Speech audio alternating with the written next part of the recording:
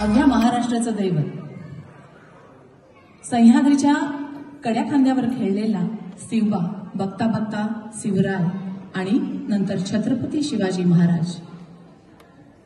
शिवशाहीर बाबासाहेब पुरंदरे यांनी त्यांचं वर्णन छत्रपती ही पदवी घेताना असं केलं होतं की इदम न मम, ह्या भावनेने त्यांनी हे छत्रपती पद ग्रहण केलं.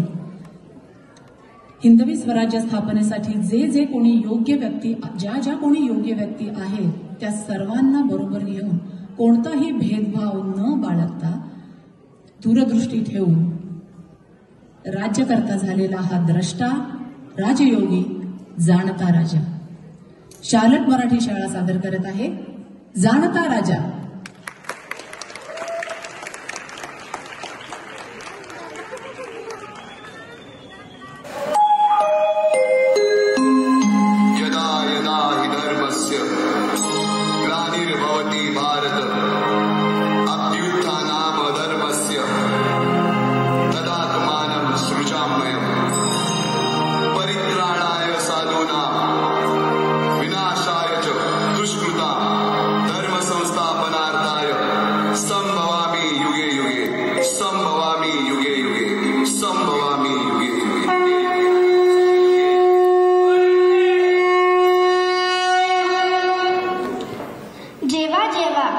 धर्मावर ग्लानी आहे, जेव्हा जेव्हा अधर्म वाढे, तेव्हा तेव्हा सज्जनांच्या रक्षणासाठी, दुष्टांचा संहार करण्यासाठी, धर्माची स्थापना करण्यासाठी मी युगानुयुगे जन्म घेतला. अशीच काहीशी परिस्थिती तेव्हा महाराष्ट्रात निर्माण झाली. महाराष्ट्र सुखाने नांदत असताना एका दुष्ट कालयनाची वक्र नजर महाराष्ट्रावर पडली. महाराष्ट्र परकीयांच्या आक्रमणाखाली भरडला जात होता. अपहरण, अपमान, अन्याय थांबत नव्हता. सरते शेवटी देवाने गाण्याने ऐकलेच. हाच अंधकार दूर करण्यासाठी एका युगपुरुषाने जन्म घेतला. शालिवाहन शके 1551 फाल्गुन वद्य तृतीयेला सायंकाळी छत्रपती शिवरायांचा शिवनेरीवर जन्म झाला.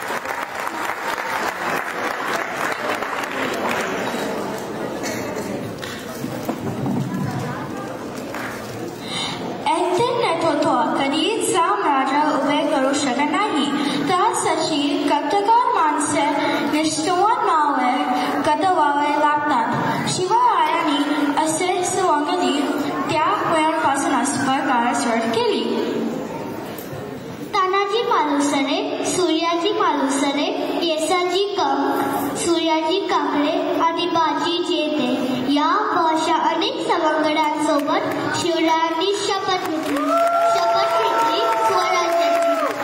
घेतली स्वराज्याच्या बांधणीची.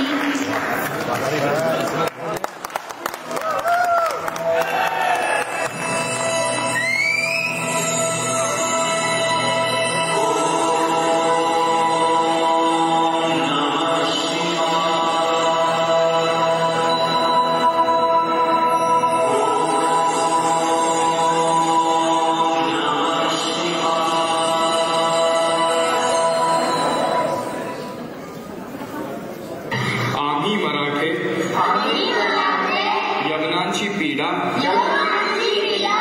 नष्ट करण्यासाठी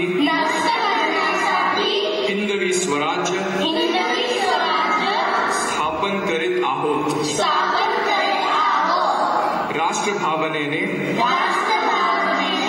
संघटन करून देशावरील परकीयांचे आक्रमण नष्ट करीत आहोत. स्वकीय व परकीय शत्रूंचे उच्चाटन करण्यासाठी स्वराज्य स्थापन करीत आहोत. यात तू आम्हास यश द्यावे, हे राज्य व्हावे, ही तर श्रींची इच्छा.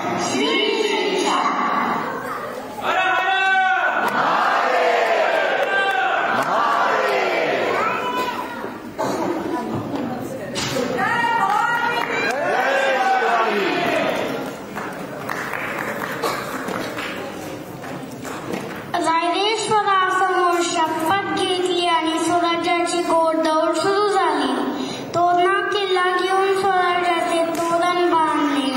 पुढे मुरुंब देवाचा डोंगर, कुवारी गड, सुभान मंगल, कोंढाणा, शिरवळचा किल्ला, पुरंदर आणि 12 नावं स्वतंत्र झाला.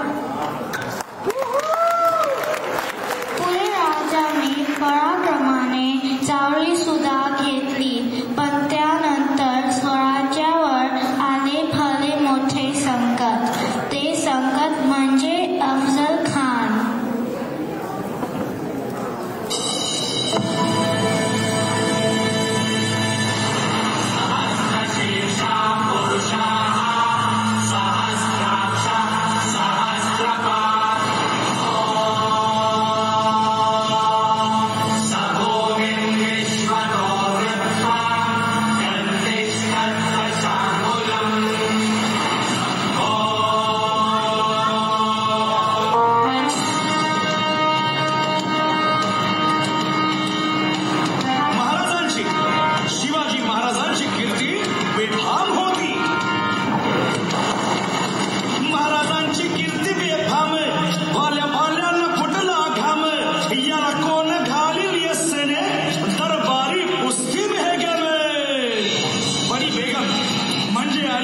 शहाची आई बर का. नजर येतात तिच्या अंगार, दरबार झाला गपगार. कोणी घेईना पुढाकार, साऱ्यांनीच मानली हार. इतक्यात अचानक एक सरदार उठला, बोलला शिवाजी आणि त्यानं विडा उचलला. नवतेचं अफजल खाने,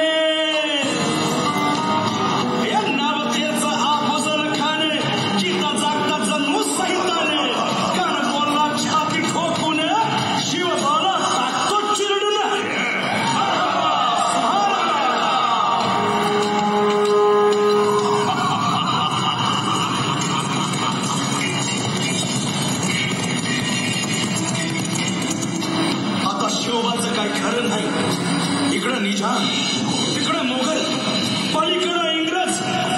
जो तो हेच बोलू लागला.